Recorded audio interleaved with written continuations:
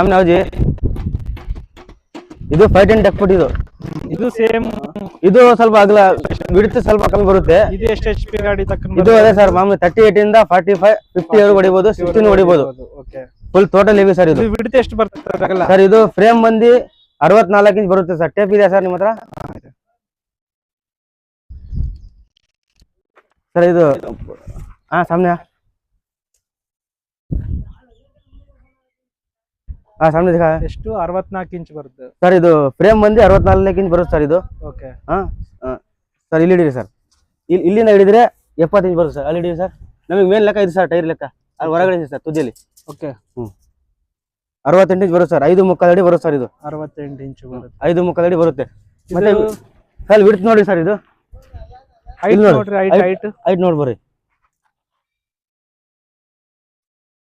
25 inch ಇಲ್ಲಿ frame height, ಇಲ್ಲಿಂದ 22 ಬರುತ್ತೆ. ಓಕೆ, ಮತ್ತೆ ಅದ ಕಡೆಯಿಂದ ಕಸ ಏನು ಕಟ್ಟಾಗಲ್ಲ.